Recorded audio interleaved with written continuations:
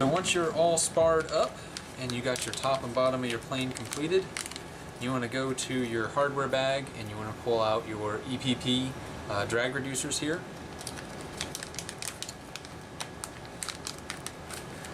And once you get these out, you'll notice that one is marked R, one is marked L. That's for right and left. And on the back portion of your wing over here, you'll notice there is an R on one side and an L on the other. And so you just want to match up the R with R, the L with the L, because these drag reducers have your reflex built into them. So that's why it's important to get the right one on the right side and the left one on the left side. And so I generally like to press fit these and test fit them, make sure they're trimmed correctly, which they will be, but this also tells you which edges you need to glue. So I need to glue the front edge and this side edge. And so similar to when we glued the wing panels to the center core, you just want to apply a very thin amount of glue and just kind of smear it in and set that to the side.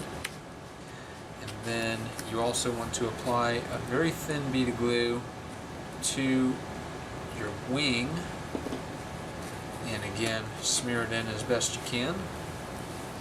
The thinner you do this, the better. But again, you want to make sure it's glued on there solid. And then you just line that up.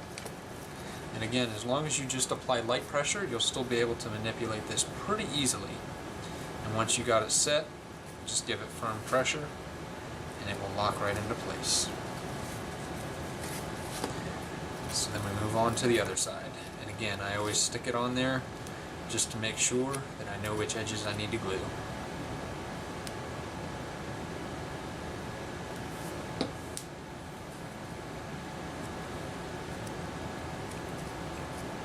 Set that to the side.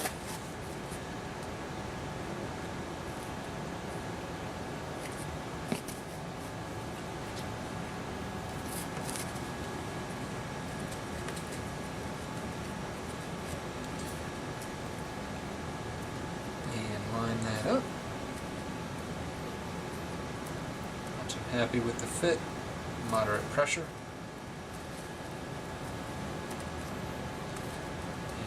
Lock it into place. And that is a pretty much finished fuselage. Alright. Next up, we are moving on to our motor mount here. And for rounding these edges out, I generally prefer to use 80 grit sandpaper. For me, that seems to work pretty well. You might find you like 100 grit, 60 grit, it depends. 80 grit seems to be kind of the magic number for me. It gets you a pretty good amount of removal of the foam, but yet you're not as likely to actually chunk it. You still could, so you got to be careful, but you're less likely to chunk it with that than you are using a 60 grit. And so what I like to do is I generally like to take a razor blade and I just knock off the corners of it. And you want to fade out ever so slightly as you get towards the end of it.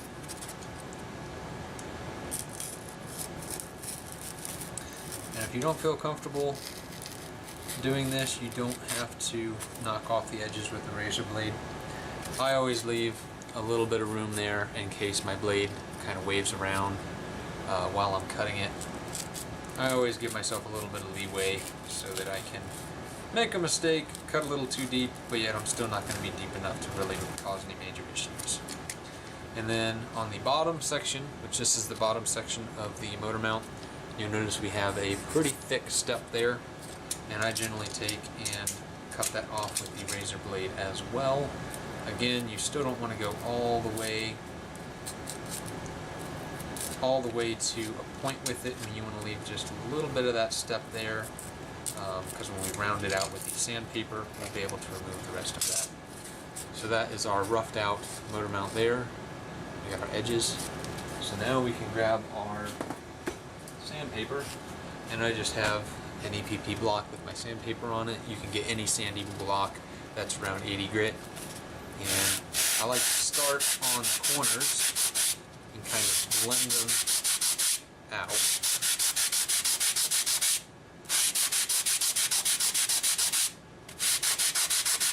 And you want to try and keep this motor mount as flat as possible so that as you sand it, that rounded edge stays consistent down the whole length of it. But you want to be careful about getting too close to this edge. If I start sanding right here, I'm likely to start chunking this foam. So you want to make sure that you're always on a slight angle from that edge so that you're not hitting that very edge of the EPP.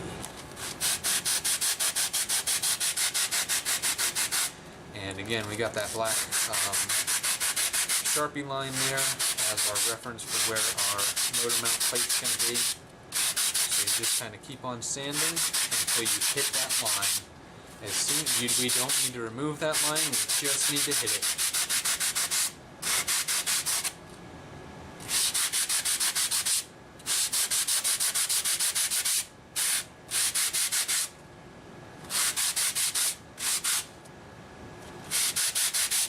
Check it as many times as you need to check it to make sure that you're getting your nice rounded motor mount. And if you need to come back and hit the front to even out, like on this one,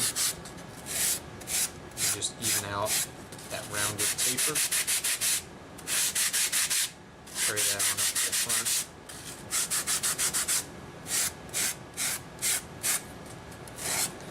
And I generally just kind of work my way around the edge.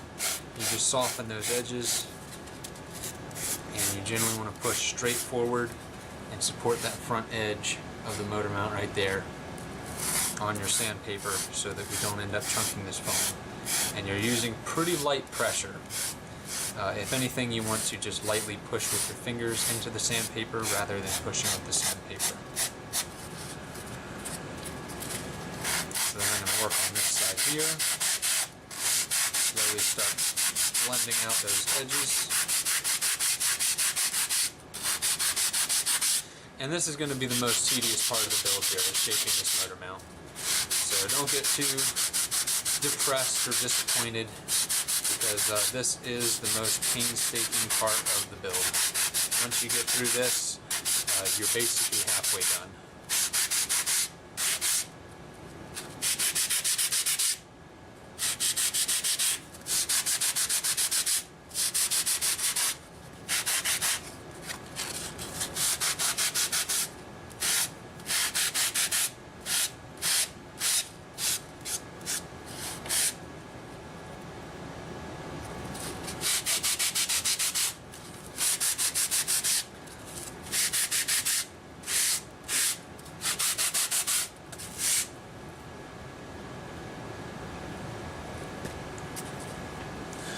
So I'm pretty happy with the shape of that. There's a couple little areas I want to hone down, but that's pretty much where I want to be. And so we got a nice rounded edge coming up here. The front edge is nice and rounded as well. And you can see there, let me grab the motor mount. This will seat that motor mount and be pretty much seamless. So that's what we're looking for there. Pretty well seamless fit around that motor mount. And so this is the bottom portion. So once you get that rounded out, you can set that one aside. And exact same process starting on the top one. Only difference is you'll notice that front edge has much less of a tape step down. We don't actually need to do anything with this. Once you sand it and round it out, this will be a perfect point. So once you get your top and bottom section of your motor mount rounded out the way you want it, I got these all prepped, so we are set for the next step here. What you want to do is you need to find out which motor you're actually using on your plane. If you're using the spec motor, you'll need to cut in a short distance on this motor mount, just enough for your plywood piece to basically sit flush with the back of the plane. If you're using your 2217 sized can motor, you're going to want to cut in about 3/4 of an inch to an inch. I believe I cut in a whole inch on mine, and that leaves plenty of room for the length of that motor at the back of your plane, and it helps you to CG it later. So at this point, this is where you would decide what motor you're using, and from there you decide how far you need to cut in for your motor mount. So that being said, this one here I'm actually going to be using a multi-rotor motor, and I'm going to need that motor as far back as I can get it so my prop clears my drag reducers here. So I'm actually going to be putting this right on the back of the plane and not cutting in at all, but I'll show you the process real quick of how you would want to cut in. And what you want to do is get yourself a diameter measurement, an accurate one on your motor mount here, and these in the CAD program were marked out at 1.5, but by the time everything burns off, they're actually down to about 1 3/8 inch. And so what you want to do is you want to come and make yourself a 2 1/8 mark, and you want to do that a little bit back from the trailing edge of your plane, and then at the very back you want to go as close to that trailing edge as you can get.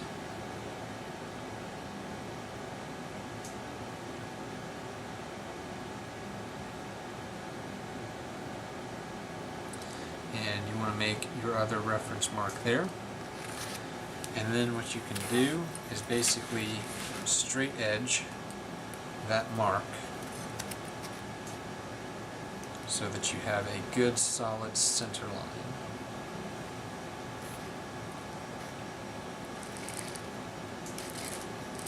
And again, don't worry too much about these marks because they're going to be covered by a motor mount, so make them as deep and as dark as you want. It's not going to be seen. And so from there, we know we have 1 3/8. So that's going to be see, I got the little tick marks on my ruler here. So what I do is I do half of 1 inch is a 1/2 inch, and then half of 3/8 is a 1/16. So I come up 3/16. That tick mark you want to line up with that center line, and then you're going to make yourself another tick mark at the 1 3/8 marks and at your 0 mark, and that is going to be your width for your motor mount, and you want to do that front and rear. And so this is a little bit complicated, so feel free to play that section of the video back as many times as you need.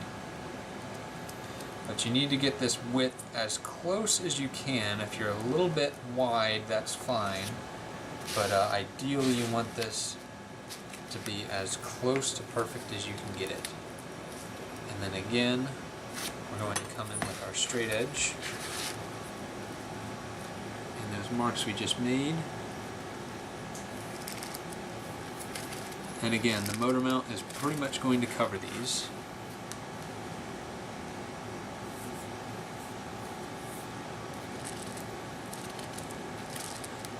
And once you have those marks, then from there you figure out, you could even bolt your motor up to your motor mount, and you find out how far you need to cut that in. And from there, you just mark it out, however deep you're going, straight edge it, and cut a chunk out of your core. Then you take and mark on your motor mounts themselves where your cut needs to be.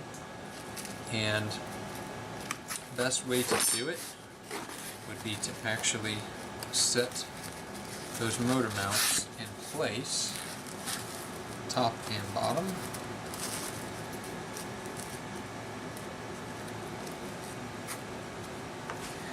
And you basically want to make the depth measurement that you already made on your core, and you want to follow that line up on top and bottom. And when you're cutting these cores out, and when you're cutting these surfaces flat, it's best to try and do it with them sitting on the core of the plane. Try not to cut the core of the plane, but you want to make sure that that thrust angle is right. You need your motor to be just about as straight as you can get it, but if anything, you want to lean towards a ever so slight bit of up thrust at the back. So if you look at your plane from the side like this, you want your propeller to be slightly angled like that, ever so slightly. You basically want to try and aim it so that if you drew a straight line through your motor shaft, it's going to point just underneath of the leading edge of your plane. And that's basically how you want to set up your thrust angle. And as far as right and left, you want it to be as straight as possible, but if anything, you want your motor to just ever so slightly favor the right. So if you think it's slightly off to one side or the other, if it looks like it's slightly off to the right, you're probably safe. If you go slightly off to the left, it's going to have a little bit of torquey tendencies to it. It's nothing super major, but if you get your thrust angle right, it will definitely help some with fighting some of that torque. But again, with this one, I'm going to go ahead and continue on because, like I said, I'm putting a multi-rotor motor on this one. And I will let you all know later how that works out. But I'm going to be mounting my motor right on the very, very back of the plane. And so I like to line up my two edges here and just push down to where they are perfectly flush with the trailing edge of your plane. And then you can take your motor mount and again hold it center over your foam, and then you can take your round bar and just poke it down in there, kind of twist it as you poke it, and you don't need to go in super deep right now. You're just marking out where these round bar spars will need to go. So you mark those out, and the flat bar should line up pretty much perfect with the top of your wing or the bottom portion of the top hatch of your motor mount. Now that's a little bit confusing. It's like Inception, but you'll get it.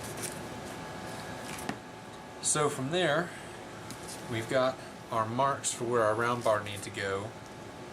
I am going to cut the length of this. Again, this does not have to be precise. You can measure if you want to. I think I'm probably not going to do it this time. And you want to go, let's see, how long is this? This is about 3 inches. Around 3-inch length on it. It can be longer, it could be shorter. It doesn't really matter. And so I'm going to cut 2 sections of this.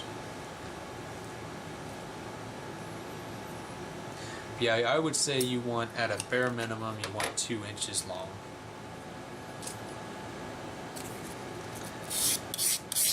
And sometimes it helps to sand a little bit of a point in that spar.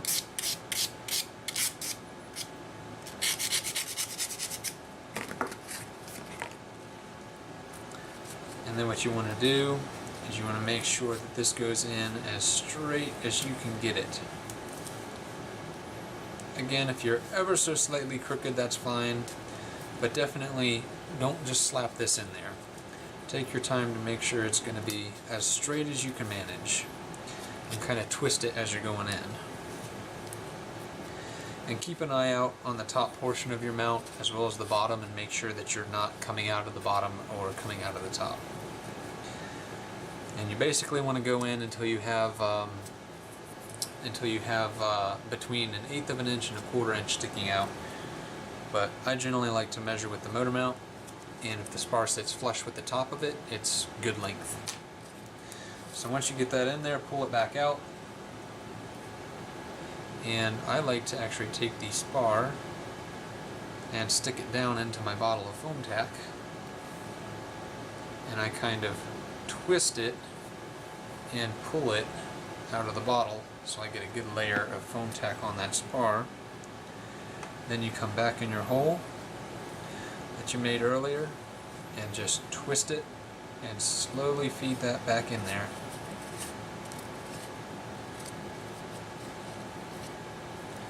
Again, you can measure with your motor mount to know exactly how far you need to go. I can push it just a little bit further. And that is one spar in there, and that is done. And then you basically repeat that same process for the bottom portion.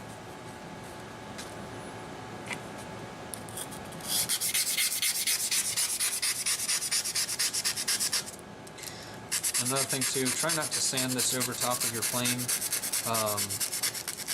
because if you get the carbon splinters on your EPP, and when you go to brush them off, they will stick right into your finger. I have done that more times than I can count, and I still do it sometimes, and it never ever is fun. You take the worst wood splinter you've ever had, and the durability or the duration of that wood splinter times it by about 20 or 30, and that's about how long that carbon splinter is going to stay in your skin. It might not be quite as painful initially, but those carbon splinters will stick with you for a good long while.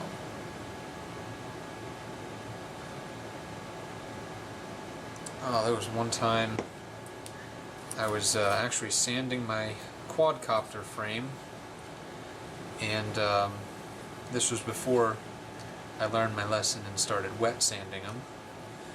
I was sanding and sanding on it, and I grabbed the frame and blew all the dust off. I ended up inhaling some of it, and luckily I don't think I got any in my lungs. I'm sure I did, but nothing major. But I actually got a couple splinters in my tongue, and that was probably one of the most miserable things I've ever experienced.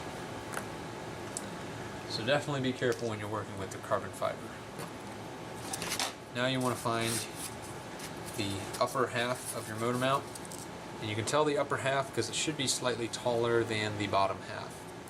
As well as if you look at it from the side, you'll see which one tapers out quicker. This one tapers out to a finer point. This one stays thicker for longer. So the one that's thicker is your bottom one.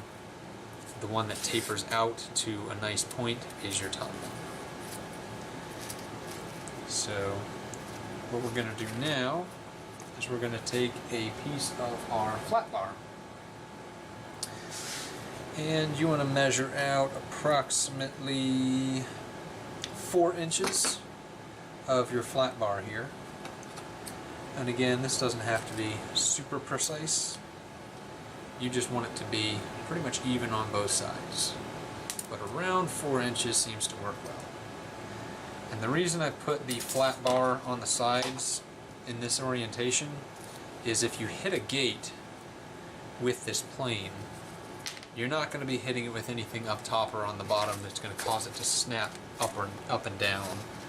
So, but you will hit something that will cause it to snap side to side. So if you put those flat bars in that orientation, it supports your motor mount properly, but it also will not cause them to snap if you hit a gate and your motor mount happens to dislodge from the plane. It's not going to snap your rods and cause you to have to cut all of that out and replace it. So once you get your 2 4-inch long lengths of flat bar cut, you want to just round those corners out, and I generally just run very quickly over the side surfaces of it as well, just to make sure you've got a nice tapered round edge on that. So you do that with both sides.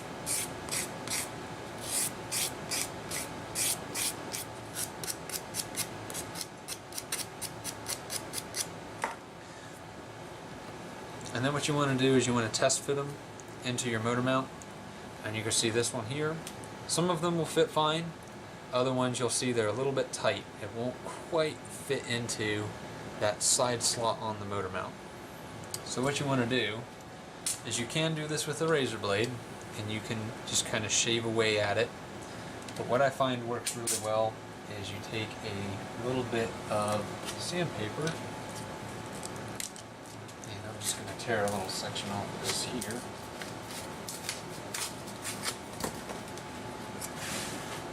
And if you feed the sandpaper into it, you can start to widen that out. So you might have to, for the flat bar slots on this motor mount, you may have to widen them out just a little bit, just to help that flat bar slide in there. But generally the thickness of the sandpaper, you get that going through there easily, is enough to allow that spar to slide through. So this one here is still just a little bit tight. So what I'm going to do is I'm going to fold my sandpaper over once and then work this into that slot. And this is just to widen it out just a little bit, because there's going to be some minor imperfections in the wood. Some of these will come out and the spars ought to fit through there just fine. Other ones you might need to sand more than others. And you want to make sure that's wide enough all the way down to the base. So now when I fit this through there, now I have just a little bit of friction, but it'll slide right into that mount, and that's exactly what you want. You don't want it so loose that it's just dropping the spar out of it. If it is, it's fine. You don't have to worry. You don't have to stress out about it, but ideally you want there to be just a little tiny bit of friction there, just so you know that that motor mount's not going to be vibrating around or doing any funky things on you. And then on the other side we want to do the same thing. Just widen that spar slot out just a hair.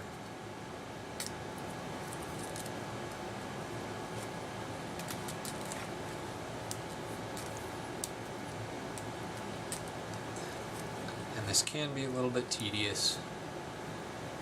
I understand that, but that's why I'm making my build video. Y'all will be very happy when you finish this up, because the tolerances on this are extremely tight. And if you do everything correctly, this motor mount will need very, very little glue, and it'll actually allow you to service your motor, which is almost unheard of while using a plywood mount, because usually you glue them on and they're glued, you're done. But this one, since you've got the spars, you can use less glue, and you can actually come in with a razor blade and trim out the excess glue just from behind the mount, and you can lift it right off the plane. So it allows you to use less glue and actually swap motors and service your motor without too much issue. And I've actually already had to do it on mine, and I knew there'd still be a little bit of surgery involved, but it actually was a lot easier than I was expecting it to be. My motor mount came off very easily and went back on very easily. And when I was racing this plane in the Commonwealth Games, I hit a gate, clobbered a gate, and my motor did not come off. So even though it uses a very little amount of glue, this motor mount is still very sturdy and is not going to be going anywhere. Alright, so now I've got that cleaned out where it needs to be. And I'm just going to test fit again and verify that, yep, I have just a little bit of friction. So that's exactly where I need it to be. So now what we're going to do is, again, you want to kind of measure depth on this with your mount itself and get an idea of how far you need to go in with those spars. And these are going to be just about up to the edge of that motor mount. So you want to be back from the edge of your foam on the mount just by a little bit. If you have any doubt about where to put it, what you can do is you can go ahead and put a little bit of glue on your foam, and you want to leave this a little bit thicker than when we actually glued the halves of the plane together. And you're actually going to press this spar into that, and this is where we're going to use the normal foam tack technique and pull it off. That will gather a little bit of foam on your spar, let it sit for a little bit, and I always like to come back and put just a tiny little bit extra glue back on the foam just to make sure I have enough. And now what you can do is you can slide that spar into your motor mount, line up that one round bar on there, and you can set your height of where that flat bar needs to be, and this will also set your width for your spar. And just make sure it's parallel with the edge of the foam, and you can just push that right on down. And you can remove your mount, and you want to just hold this on that foam for a little bit and make sure that that is completely tacked up. You shouldn't need to hold it for too terribly long, but you want to make sure that's on there solid. Then you could go ahead and do the same thing with the other side. Get your bead of glue down, very light pressure, leave it a little bit thick.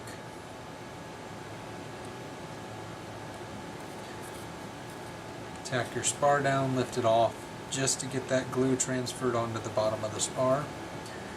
A little bit of extra glue on the foam to replace the glue we just removed.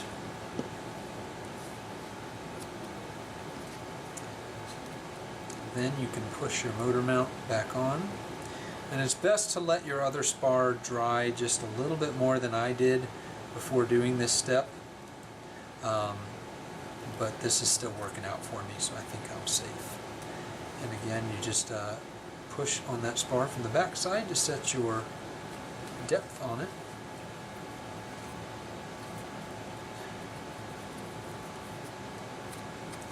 So you just use your motor mount as your gauge and as your template. And just be careful not to get any glue on your mount, because we're not trying to glue it right now.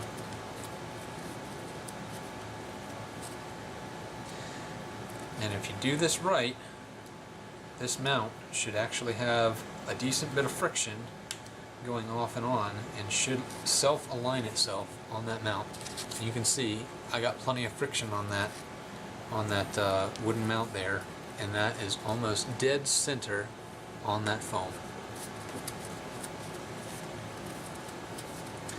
And so now that we've done that to the bottom portion of the mount, which is conveniently falling off my table, if we align that up, you'll notice that mount has the perfect shape of your airfoil. So we can then do a test fit, slide it on the plane,